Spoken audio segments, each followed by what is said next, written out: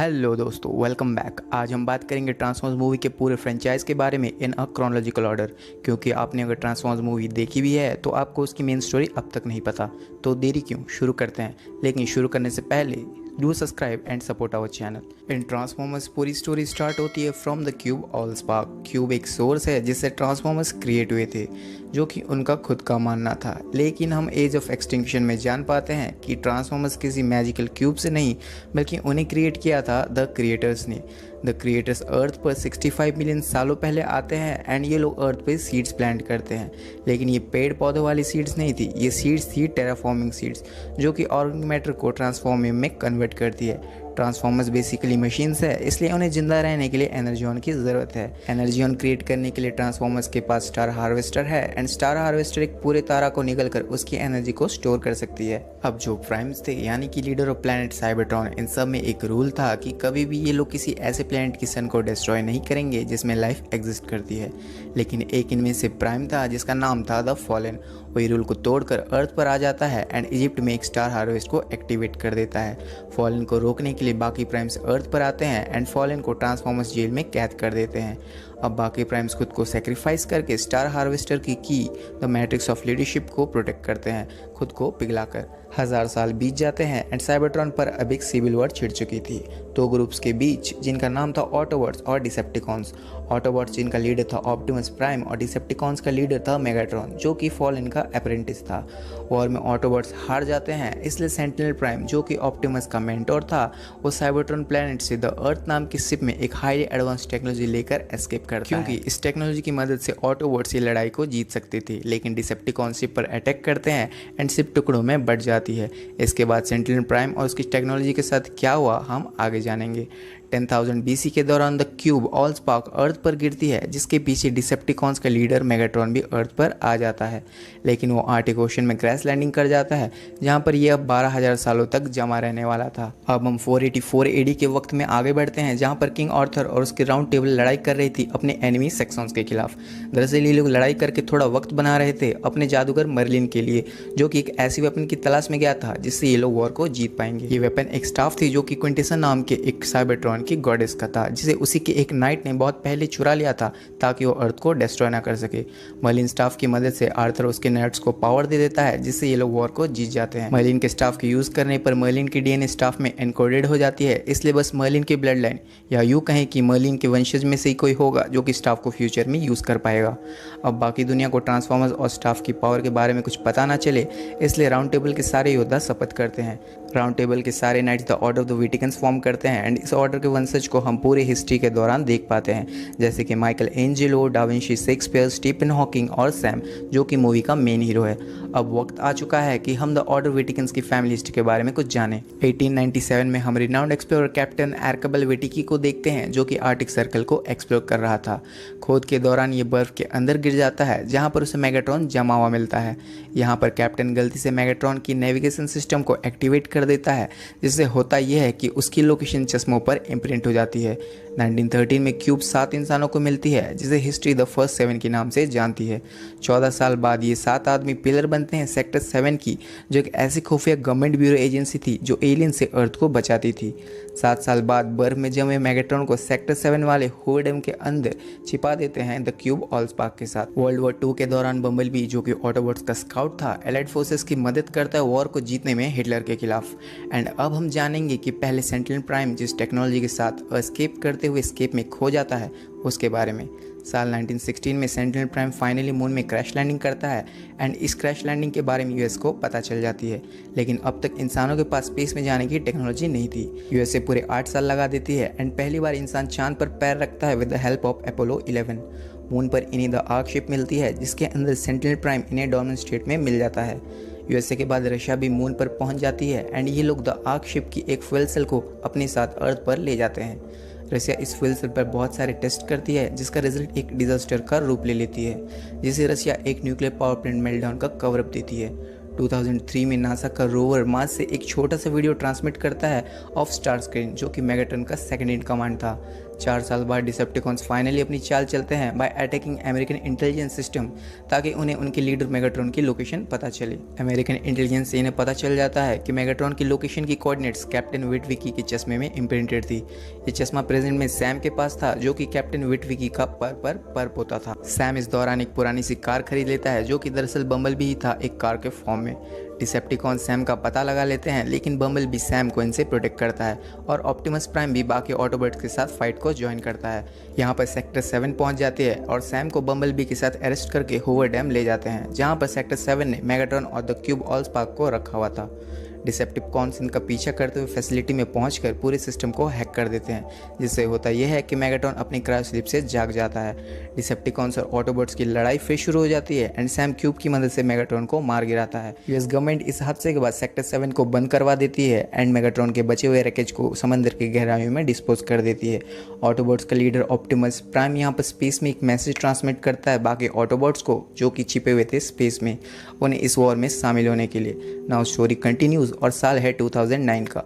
Government और Autobots nest नाम की एक सीक्रेट एजेंसी बनाते हैं, जिनका काम था अर्थ में छुपे हुए डिसेप्टिकॉन्स को मार गिराना। संघाई के मिशन के दौरान जब ये लोग एक डिसेप्टिकॉन को डिस्ट्रॉय करते हैं, उनसे कहता है कि फॉलन इज बैक। जी हाँ, डिसेप्टिकॉन्स के लीडर फॉलन अपने कैद से बाहर आकर सीधा अर्थ पर पहुंच जाता है। सैम इधर अपने लाइफ से खुश था एंड उसे एक दिन द क्यूब ऑलस्पार्क की एक पीस मिलती है, जो उसे एंशिएंट साइबरट्रॉनियन नॉलेज शो करती है, जिसे वो हैंडल नहीं कर पाता एंड पागलों जैसी हरकत करने लगता है। गवर्नमेंट एजेंसी नेस के पास भी क्यूब की एक पीस थी, जिसे डिसेप्टिकॉन चुरा कर मेगाट्रॉन को दोबारा जिंदा कर देते हैं। फॉलन मेगाट्रॉन को अब कमांड करता है कि ऑप्टिमस प्राइम को मार दे। मेगाट्रॉन इस काम में लगभग कामयाब भी हो जाता है। ऑप्टिमस की मौत के बाद सैम अपनी गर्लफ्रेंड और एजेंट साइमन के साथ मिलकर जेटफायर नाम के एक डिसेप्टिकॉन से मिलने जाता है। जेटफायर ऑटोबॉट्स और डिसेप्टिकॉन्स की इस लड़ाई से उब चुका था एंड जेटफायर इन सबको इजिप्ट में टेलीपोर्ट करता है, जहां पर वो इनसे इन्फॉर्मेशन शेयर करता है कि the fallen matrix of leadership की तलाश में है, जो कि स्टार हार्वेस्टर मशीन का की था। सैम को मैट्रिक्स ऑफ लीडरशिप मिल जाती है, लेकिन फॉलन बाकी डिसेप्टिकॉन्स के साथ आकर उसे मार डालता है। मरने के बाद सैम साइबरट्रॉनियन आफ्टर लाइफ में पहुंच जाता है, जहां पर प्राइम्स उससे कहते हैं कि मैट्रिक्स ऑफ लीडरशिप हमेशा से उसके अंदर ही था एंड इसी के साथ सैम फिर से जिंदा हो जाता है और उसके पास अब मैट्रिक्स ऑफ लीडरशिप भी आ जाती है, जिसकी मदद से ऑप्टिमस प्राइम को जिंदा कर देता है। इस फ्रेंचाइज में कोई मरता क्यों नहीं। ऑप्टिमस प्राइम अब फाइनली जिंदा होकर फॉलन को मार डालता है। 2 साल बाद नेस को इन्फॉर्मेशन मिलती है अबाउट द फ्यूल सेल, जो कि रशिया ने मून लैंडिंग के दौरान द आर्क से चुराई थी। ऑटोबॉट्स खुद चांद पर जाकर सेंट्रल प्राइम को अर्थ पर उसके टेक्नोलॉजी के साथ वापस लाते हैं, जो कि इस वॉर को एक नया रूप दे सकता है। ये टेक्नोलॉजी थी द स्पेस ब्रिज, एक ऐसी डिवाइस जो किसी भी मैटर को स्पेस और टाइम के आर पार कर सकती थी। लेकिन यहाँ आती है एक ट्विस्ट। सेंट्रल प्राइम अब डिसेप्टिकॉन्स का साइड ले लेता है ताकि वो साइबरट्रॉन को अर्थ पर रीबिल्ड कर सके, जिससे होगा ये कि अर्थ इंसानों के रहने लायक बिल्कुल भी नहीं रहेगा एंड हम सब मारे जाएंगे। ऑप्टिमस प्राइम इसके खिलाफ आवाज़ उठाता है एंड कहता है कि earth is our home now. Central prime government को झांसा देता है कि ऑटोबॉट्स ईविल थे एंड ये लोग अर्थ की रिसोर्सेज को ख़त्म करने में लगे थे, इसलिए गवर्नमेंट एक स्पेसशिप में सभी ऑटोबॉट्स को डालकर स्पेस में लॉन्च कर देती है, जिसे बीच रास्ते में स्टारस्क्रीन नाम का डिसेप्टिकॉन ब्लास्ट कर देता है। ऑटोबॉट्स का खात्मा होते ही डिसेप्टिकॉन शिकागो पर हमला कर देते हैं, लेकिन ऑटोबॉट्स सच में मरे नहीं थे। ऑप्टिमस प्राइम सेंट्रल प्राइम को यहाँ पर मार देता है एंड स्पेस बेस्ड मशीन को डिस्ट्रॉय कर देता है। Now coming to Transformers the last knight. इसमें हमें दुनिया का नया रखवाला केड मिलता है। केड एक inventor slash यंकर slash dad slash entrepreneur था, लेकिन वो खुद के लिए एक पुरानी खटारा ट्रक खरीदता है एंड बूम, उसे पता चल जाता है कि एक ट्रांसफॉर्मर है, जो कि सच भी था, क्योंकि ये ट्रक ऑप्टिमस प्राइम था, जो कि सिमेट्री नाम की एक CIA secret transformer hunting agency से बच रहा था, जिसका हेड हैरल्ड था। हैरल्ड इस ऑपरेशन के लिए साइबरट्रॉनियन बाउंटी हंटर लॉकडाउन से डील करता है एंड वो अर्थ पर बचे हुए सभी ट्रांसफर के खात्मा में लगे रहता है। कुछ सालों बाद सिमेट्री को ऑप्टिमस प्राइम के केट्स के फॉर्म पर होने की इंटेल मिलती है, जिससे ऑप्टिमस और केट्स बाल बाल बचते हैं। फिर ऑटोबॉट्स रिग्रुप होते हैं, जहां पर केट और बाकी ऑटोबॉट्स को ये पता चलता है कि KSI नाम की एक एजेंसी है, जो कि ट्रांसफॉर्मर्स के रैकेज को चुरा कर उसकी मदद से आर्टिफिशियल ट्रांसफॉर्मर्स क्रिएट कर रही थी। गैल्वेट्रॉन नाम की एक आर्टिफिशियल ट्रांसफॉर्मर इन लोगों ने ऑलरेडी बना ली थी, जिसमें मेगाट्रॉन की DNA थी। केड और ऑटोबॉट्स इनसे एस्केप करते हैं, लेकिन गैल्वेट्रॉन और बाकी डिसेप्टिकॉन्स इनके पीछे पड़ जाते हैं। इवेंचुअली लॉकडाउन भी यहाँ पर आ जाता है एंड ऑप्टिमस प्राइम को पकड़ लेता है। ऑप्टिमस से कहता है कि द क्रिएटर्स ने उसे अपने पास वापस बुलाया है। ऑप्टिमस को पकड़ने के लिए एटिंगर ने लॉकडाउन की मदद की थी, इसलिए लॉकडाउन उसे क्रिएटर्स की एक सीट देता है, जिसे एटिंगर KSI के कुछ शेयर्स के रिटर्न में KSI की हेड जोशुआ जॉयस को बेच देता है। जोशुआ इन सीड को डेजर्ट में एक्टिवेट करने वाला था, जिससे ढेर सारा ट्रांसफॉर्मिंग मिलता एंड इससे ये आर्टिफिशियल ट्रांसफॉर्मर्स क्रिएट करता। लॉकडाउन अपनी शिप में ऑप्टिमस प्राइम को बंदी बनाया हुआ था, जहाँ पर केड आकर उसे वहाँ से छुड़ा लेता है। वो लोग एक एस्केप शिप की मदद से बाकी ऑटोबॉट्स के साथ रिग्रुप करते हैं एंड केएसआई के हेडक्वार्टर में गैल्वेट्रॉन अब पूरी तरह से मेगाट्रॉन का रूप ले लेता है, क्योंकि उसमें मेगाट्रॉन का डीएनए यूज़ किया गया था उसे क्रिएट करने के लिए। मेगाट्रॉन भी अब सीड के पीछे लग जाता है ताकि वो अपनी खुद की ट्रांसफॉर्मर्स की आर्मी बना सके। लेकिन जोशुआ सीड को लेकर हांगकांग एस्केप करता है, जहाँ पर ऑटोबॉट्स और डिसेप्टिकॉन्स की एज यूजुअल लड़ाई हो जाती है। अब हेल्प की तलाश में ऑप्टिमस डायनोबॉट्स के पास जाता है, जो कि नोबल साइबरट्रोनियन वॉरियर्स थे। ऑप्टिमस इनमें से एक डायनोबॉट को राइड करता है एंड मिलकर ये लोग डिसेप्टिकॉन्स को हरा देते हैं। ऑप्टिमस वॉर के बाद अर्थ को छोड़कर द क्रिएटर्स की तलाश में स्पेस में निकल पड़ता है, लेकिन उसे पूरे 3 सालों बाद बस एक ही क्रिएटर मिलती है, जिसका नाम था क्विंटेसा। क्विंटेसा उससे कहती है कि जिस अर्थ को सालों से प्रोटेक्ट कर रहा था, वो अर्थ दरअसल एक बहुत बड़ा ट्रांसफॉर्मर है, जिसका नाम था यूनिक्रॉन, जिसमें इतनी एनर्जी थी कि वो साइबरट्रॉन प्लैनेट को दोबारा जिंदा कर सकता है। क्विंटेसा ऑप्टिमस को ब्रेन वॉश करके ऑर्डर देती है कि वो अर्थ में वापस जाकर स्ट्रैप को अपने साथ वापस लाए, ताकि वो यूनिक्रॉन को एक्टिवेट कर सके। जब ऑप्टिमस अर्थ छोड़कर क्रिएटर्स की तलाश में गया था, केड और बाकी ऑटोबॉट्स छिप कर अपने दिन काट रहे थे। इसी दौरान उसे क्रैश साइबरट्रोनियन शिप मिल जाती है, जहाँ पर उसे क्विंटेसा का एक नाइट अधमरी हालत में मिलता है। मरने से पहले नाइट केड को एक टैलिस्मन देता है, जिसमें उसे सर एडमंड बर्टन के बारे में पता चलता है, जो ऑर्डर ऑफ द विटविकन्स के एक डिसेंडेंट था। एंड फिर हम विवियन वेमली नाम के एक हिस्ट्री प्रोफेसर को देखते हैं। याद है किस तरह से ऑर्डर ऑफ द विटविकन्स मर्लिन के वंशज को प्रोटेक्ट करने की शपथ ली थी। विवियन को पता चलता है कि वो मर्लिन के वंशज की आखिरी वारिस है एंड जो क्विंटेसा के स्टाफ को यूज करके सबको बचा सकती थी, लेकिन इनके पास स्टाफ ज़्यादा देर तक रहने वाला था नहीं। क्विंटेसा और ऑप्टिमस प्राइम, जो कि अब नेमेसिस बन चुका था, अर्थ पर ट्रैवल करके स्टाफ को वापस ले लेते हैं। क्विंटेसा स्टाफ की मदद से अर्थ को, या यूँ कहें कि यूनिक्रॉन को एक्टिवेट कर देती है।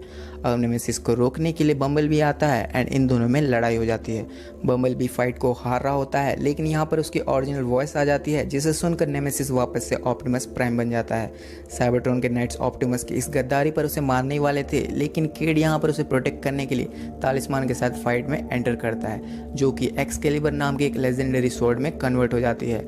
एंड ये केड था जो कि द लास्ट नाइट बन जाता है। ऑटोबॉट्स और ह्यूमंस मिलकर क्विंटेसा के स्टाफ को चुरा कर उसे मार डालते हैं, लेकिन क्योंकि इस फ्रेंचाइज में कोई शांति से मर भी नहीं सकता, थोड़ी देर बाद डेजर्ट में क्विंटेसा वापस आ जाती है, जहाँ पर वो यूनिक्रॉन से रिलेटेड कुछ डेंजरस बात बताती है। एंड में ऑप्टिमस फिर से एक बार स्पेस में बाकी ऑटोबॉट्स को मैसेज ट्रांसमिट करता है कि अर्थ ही हमारा घर है। एंड इसी के साथ ट्रांसफॉर्मर्स की टाइमलाइन इज एक्सप्लेन्ड। तो एक्सप्लेनेशन आपको कैसी लगी मुझे कमेंट्स में ज़रूर बताएं।